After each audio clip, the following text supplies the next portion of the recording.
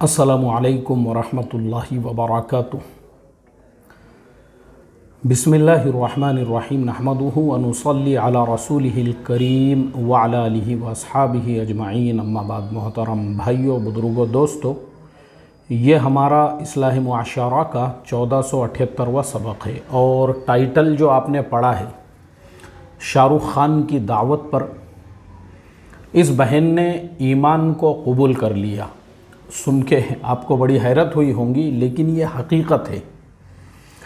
मैं लैपटॉप के ऊपर अपना काम करते बैठा था, तो एक्चुअल में मेरा जो वर्किंग लैपटॉप है वो अलग है और शेयर मार्केट की ट्रेडिंग का मेरा अपना जो पर्सनल लैपटॉप है वो अलग है। उसके ऊपर मैं जी बिज़नेस, CNBC आवाज़, जो शेयर मार्केट से रिलेटेड चैनल्स है वो देखते रहता हूँ, क्योंकि मुझे जो है मार्केट के मूवमेंट पे भी ध्यान रखना पड़ता है। तो अचानक में वीडियो चेंज हो गया। अचानक में मैं किसी IPO से रिलेटेड देख रहा था, तो मुख्तसर वीडियो था, वो ख़त्म होते ही ये वीडियो ऑटोमेटिकली शुरू हो गया। उसमें इस बहन ने अपनी कारगुजारी बताना शुरू की कि हाउ आई हैव रिवर्टेड इन इस्लाम, मैंने इस्लाम को कैसे कबूल किया और मैं कैसे मुसलमान बनी। अब उसने जो है अपनी कारगुजारी सुनाई, जो मैं आपको उर्दू में सुना रहा हूँ ताकि आप अच्छी तरह से समझ सको।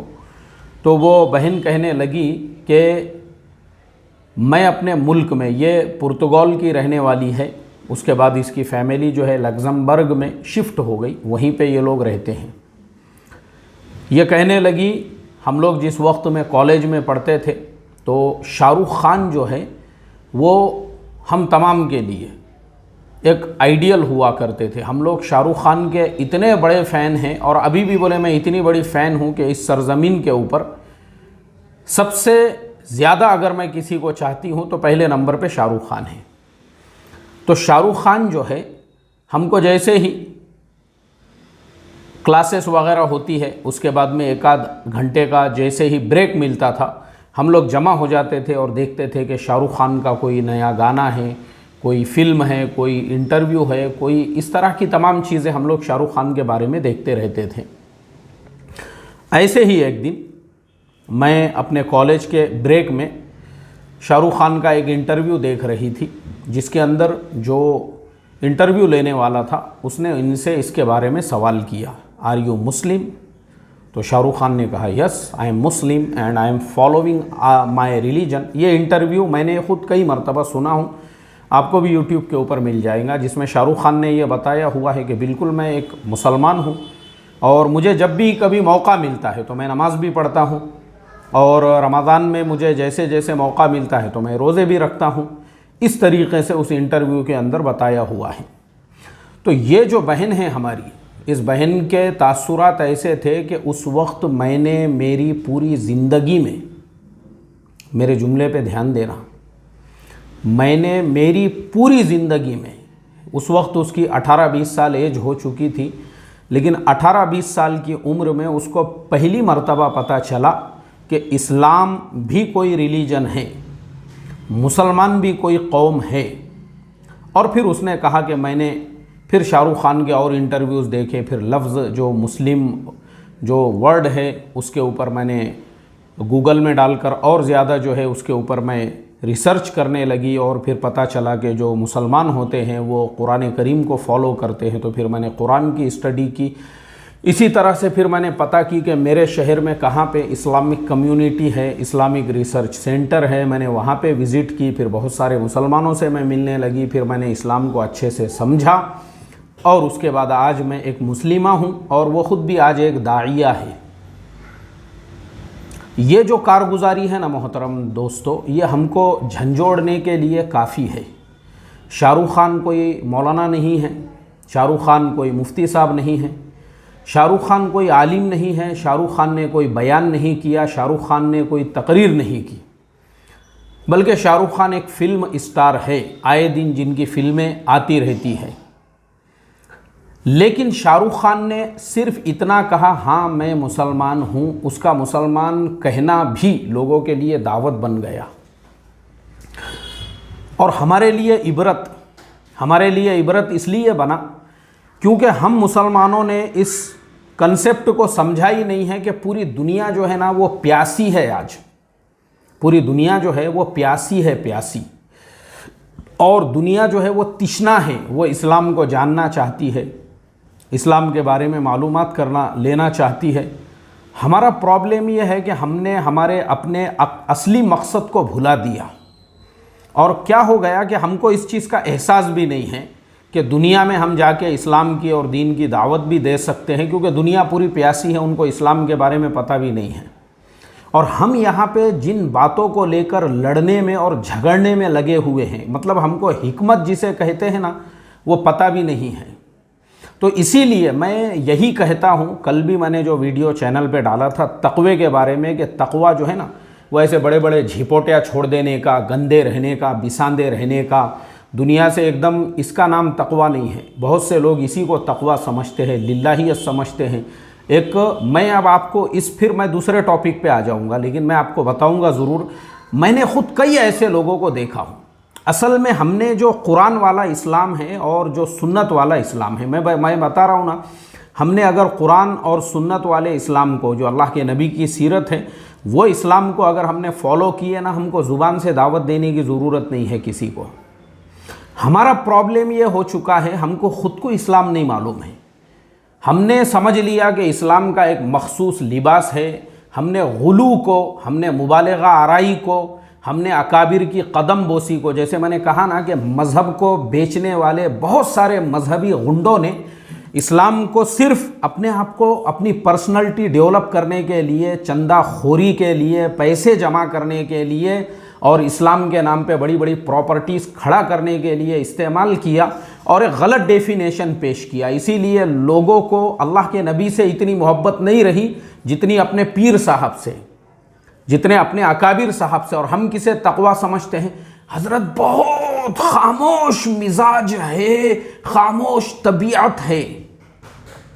अगर अल्लाह के नबी भी खामोश मिजाज और ख़ामोश तबीयत रहते ना, आज हज़ारों हदीसें किताबों में हमको नहीं मिलती थी।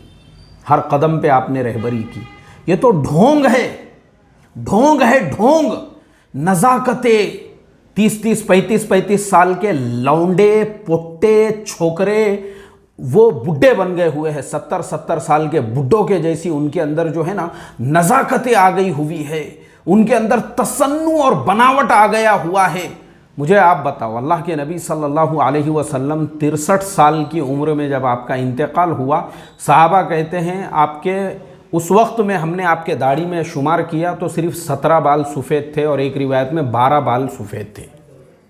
आप मुझे बताओ, आप उस वक्त भी जो है ना इतने शुजा थे, इतने बहादुर थे, घुड़सवारी करते थे।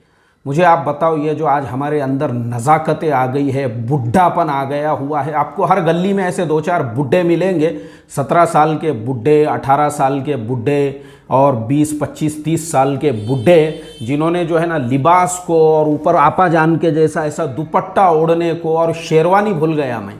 मुझे शेरवानी का जो मैं बार बार जिक्र करता हूँ ना, शेरवानी में से मुसलमानों के जवाल की बदबू आती है। मुसलमानों को उसका एहसास नहीं है, वो उसको फ़ख्र समझते हैं, उनको इस चीज़ का एहसास भी नहीं है। यही शेरवानियों की वजह से तुम्हारी नवाबियत और तुम्हारी बादशाहतें ख़त्म हुई है। तुम आज भी उसको इज़्ज़त का ज़रिया समझ रहे हो। अफसोस की बात है मोहतरम दोस्तों। तो हमारा प्रॉब्लम क्या हो गया, एक नया इस्लाम, मैं इंडिया में ही वो इस्लाम देखता हूँ। और मान लो अगर मैं भी इंडिया में ही रहता था ना, तो मुझे भी लगता था कि भाई यही इस्लाम है, हज़रत हज़रत हज़रत हज़रत और ज़िंदाबाद ज़िंदाबाद के नारे लगाना। और हमारे हज़रत और हमारे अकाबिर और पीर साहब ने झूठी बातें भी बताई तो बकरे के जैसी, बोकुड़ के जैसी, ऐसी जो है ना बैल के जैसी गर्दन झुका के जी जी जी हज़रत, जी जी जी हज़रत बोल के जो है ना, इस तरीक़े से उनकी गलत बातों को भी, जो कुरान और हदीस के नहज से हटी हुई है, उसको भी हक और सच साबित करने के लिए मुनाज़रे करना। यानी इनको कुरान हदीस से कुछ लेना देना नहीं है,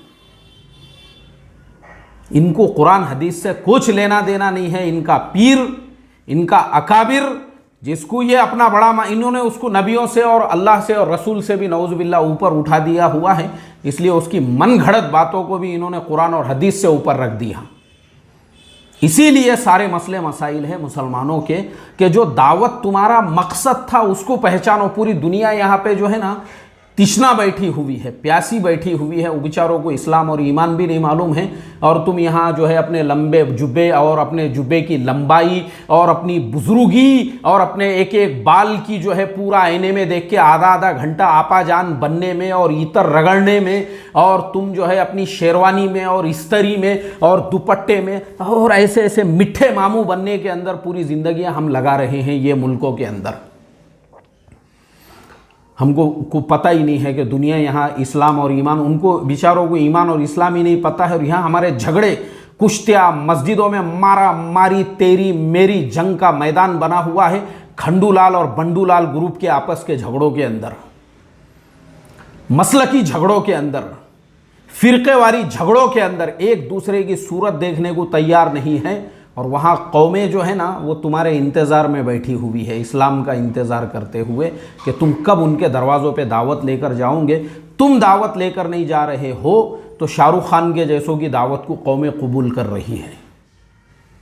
मसले है मोहतरम दोस्तों। तो मैं आखिरी में जो पूरा मैंने आपको कारगुजारी सुनाया, दरमियान में जो है इंडियन इस्लाम भी बता दिया, अब आखिरी में मैं सिर्फ 2 जुमले आपको ये बोलूँगा, सिर्फ मुसलमान बनो, सिर्फ मुसलमान बनो।